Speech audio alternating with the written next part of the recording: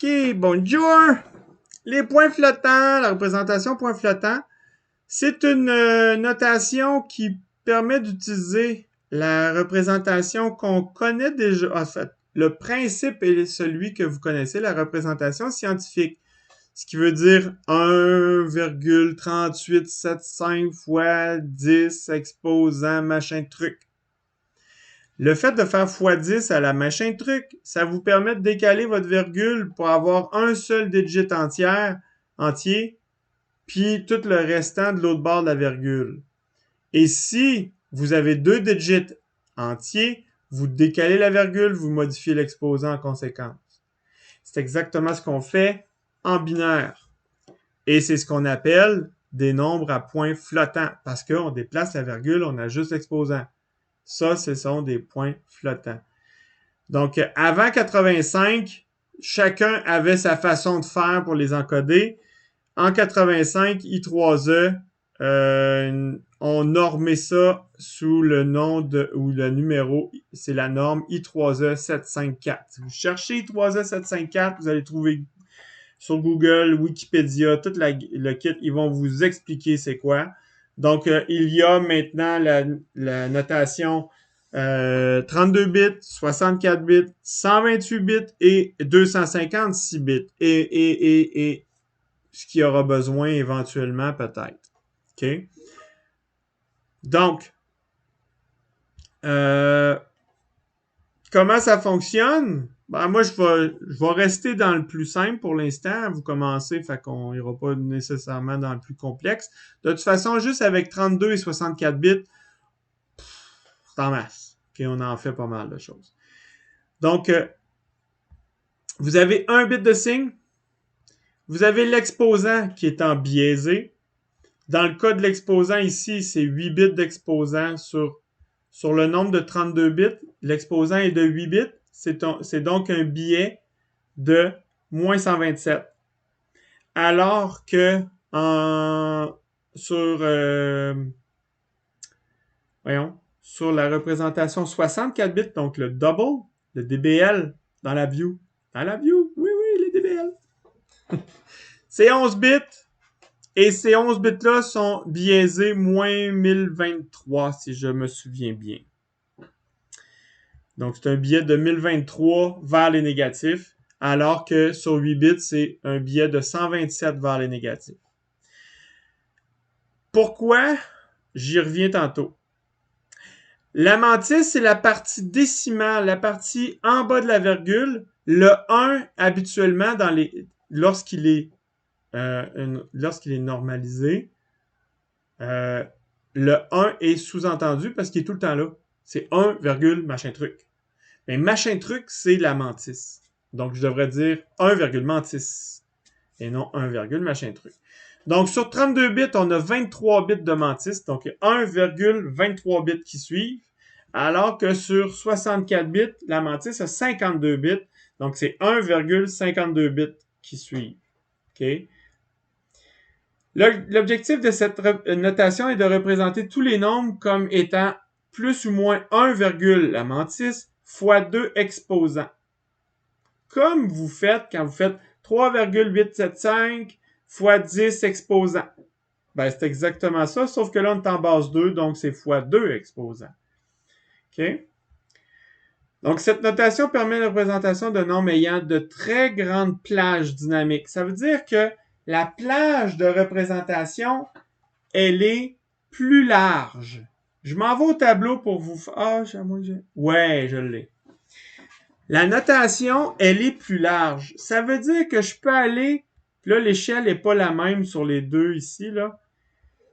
Ça, c'est en entier, en complément 2. Je peux aller jusqu'à 2 à la 31 moins 1, puis 2 à la 31 moins 2 à la 31.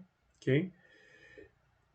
Tandis qu'ici, je vais de 0,5 fois 2 à la moins 127, un très petit nombre, jusqu'à fois 2 à la 128. 1 moins 2 à la moins 24 fois 2 à la 128. C'est un nombre assez grand. Puis je vais à la même place dans le négatif à peu près. OK? Vous voyez qu'il y a un petit gap proche de 0.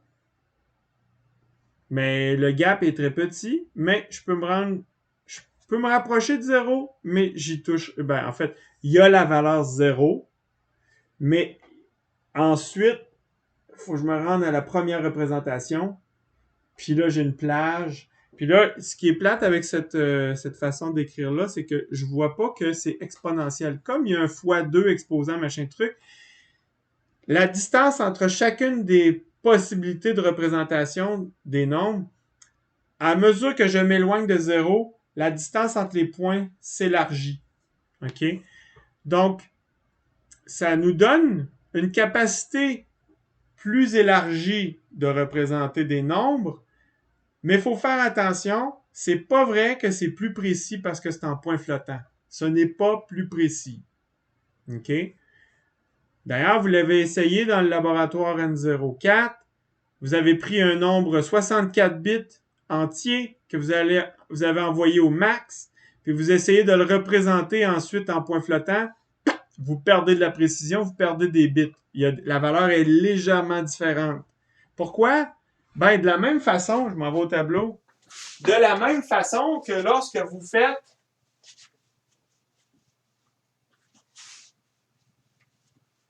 quand vous prenez un nombre, hein, vous écrivez 6,21, 2, 3, 4, 6, 7, 9. Je vais faire même mieux que ça, je vais mettre une virgule ici.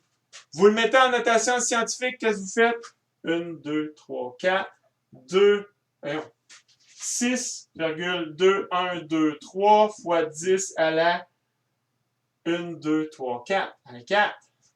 Vous avez enlevé des bits. C'est sûr, vous avez un certain nombre de digits pour la partie décimale.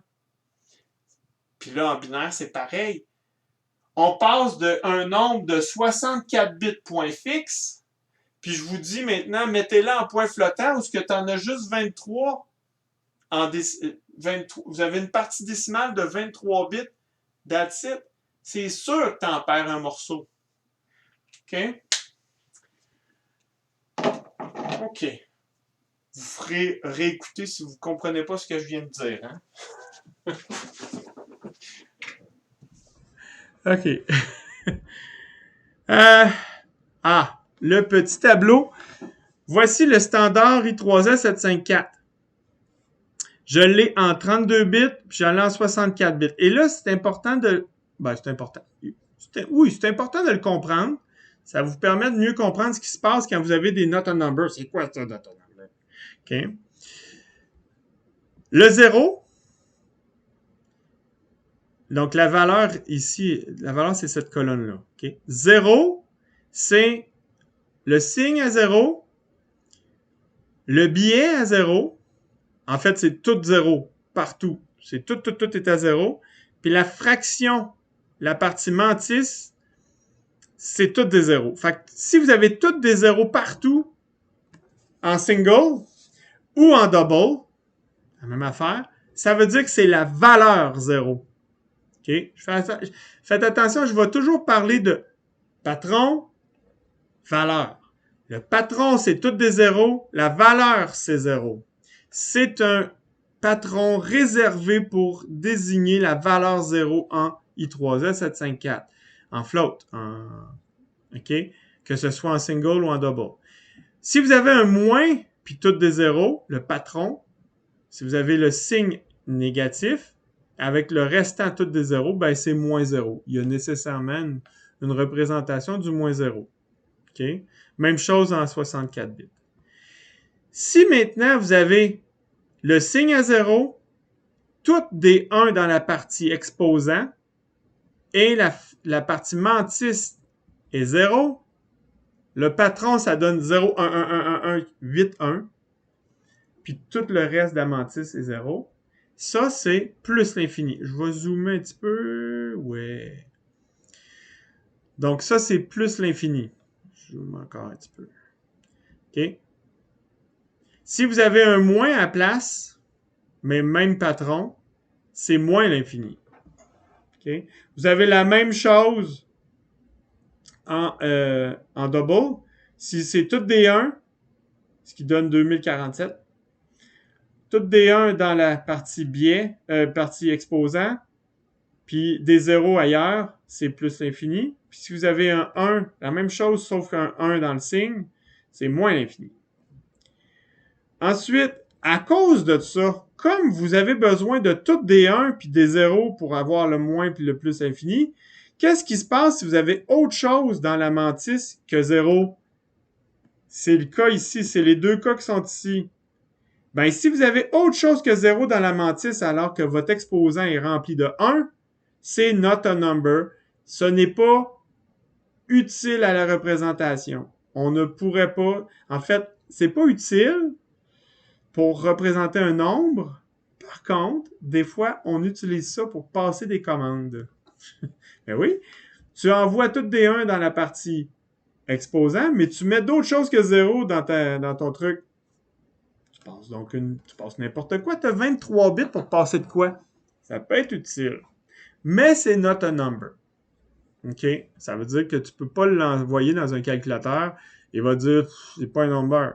Je peux pas le traiter. Donc, ça, c'est ce qui est normalisé. C'est tout ce qui est représentation qui est... Oh, comment on dit ça? J'ai pas le mot. On le garde juste pour ça. OK? C'est vraiment une représentation. Voyons, j'ai pas le mot. En tout cas, bref. Je ne perdrai pas mon temps à chercher mon mot. Ce qui nous reste maintenant, c'est les nombres standards, ceux qu'on a besoin, autres que le 0 puis l'infini. Si on a un exposant entre 0 et 255, qui est en fait une version biaisée, ça serait entre moins 126, et plus 127. Puis on a la partie fraction, la mantis, ben la valeur, ça va être 2 exposants E-127. E-127, c'est la façon pour aller chercher le billet. Le moins 127, c'est le billet, OK? Fait que je prends la valeur binaire que je vois là, genre vraiment la valeur non signée, puis je fais moins 127 dessus. Ça va me donner l'exposant. Donc, c'est 2 fois la valeur binaire, moins 127, fois 1, ce qu'il y a dans la mantis. Donc, vous voyez, le 1 n'est pas dans la partie fractionnaire. Le 1, il faut que je l'ajoute dans le calcul. J'ai la même chose en signé négatif. Et si, maintenant, mon exposant est autre chose qu'une valeur, mais 0, si j'ai 0 dans l'exposant, mais j'ai quelque chose d'autre dans la mantis, F, c'est la mantis, ou en anglais, c'est la fraction, ben là, c'est ce qu'on appelle un nombre dénormalisé. Ça veut dire que c'est plus un 1, parce que je suis rendu trop petit. Je peux pas redéplacer ma virgule parce que je suis plus capable. Je suis rendu au bout de mon exposant. Vous voyez, l'exposant est rendu à 0. Donc, je dénormalise. C'est 2 moins 126. Donc, c'est biaisé 126 parce que, c'est ça, je suis rendu au bout de mon exposant. Puis, je vais directement mettre 0, puis je vais mettre ma fraction, ma mantis. Donc, c'est des nombres qui sont très proches de 0. Voilà. C'est comme ça que ça fonctionne.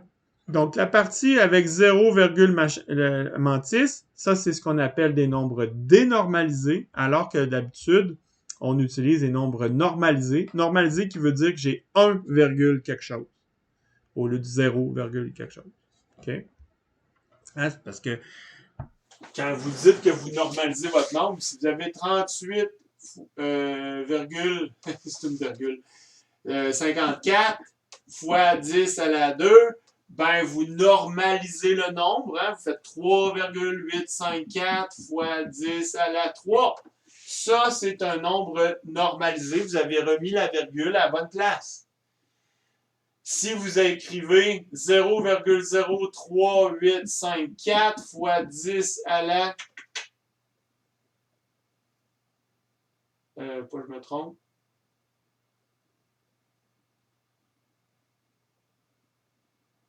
5. C'est ça. Ouais, excusez. Si vous écrivez ça, ben vous n'êtes pas normalisé. Vous êtes dénormalisé. Ben c'est ça qui se passe. C'est ça qu'on a écrit dans le tableau. Quand c'est 0, quelque chose, ben là, on vous dit quel est l'exposant qu'on a, puis on a une valeur qui est dénormalisée parce qu'on est trop proche de 0, on n'est plus capable, on n'a pas assez de bits pour tout représenter. Fait que on représente ce qu'on est capable de faire. C'est ça qu'on fait dans cette partie-là ici. OK. Donc, c'était plus pour vous expliquer. Je ne vous ferai pas faire de calcul en point flottant parce que si vous regardez, ça c'est la norme étendue, je ne rentrerai pas là-dedans. L'arithmétique des nombres points flottants, je fais juste vous montrer. On ne fera pas de calcul parce que regardez ce que c'est. Une multiplication en points flottants, c'est une machine à état elle-même. C'est super complexe faire un calcul en points flottants. Fait que je peux pas vous demander de faire ça, c'est sûr et certain. Il y a encore de la misère à l'implanter dans des processeurs. Une division, même affaire. C'est super compliqué. Attendez, c'est pas le pire. Multiplication-division, c'est ce qu'il y a de plus simple en point flottant. L'addition en point flottant, je suis obligé de la mettre sur le côté parce qu'il manque de... C'est hyper complexe. Pourquoi?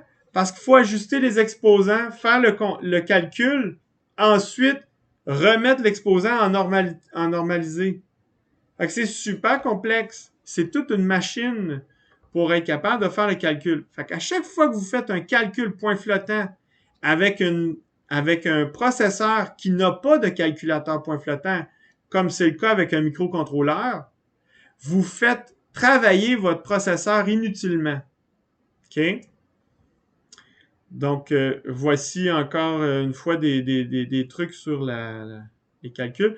Il y a des cas spéciaux, hein? 5 plus l'infini, ça donne l'infini. Tu additionnes l'infini avec une valeur. Bon, ça, c'est des cas spéciaux. Je vous le montre quand même. Donc, les calculateurs vont faire ça. J'ai même une méthode manuelle pour aller chercher la représentation. Si vous avez une représentation point flottant, vous voulez savoir c'est quoi la valeur, je vous l'ai mis là.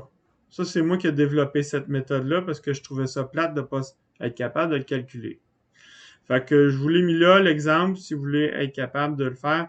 Je parle des buts de garde, de l'arrondissement, et suite. Ça, j'enseignais ça à l'université, mais on verra pas ça. Je devrais tout mettre ça avec un X par-dessus. Je ne vois pas ça avec vous! C'est le fun, hein? Mais vous pouvez toujours le regarder si ça vous tente. Ciao, ciao!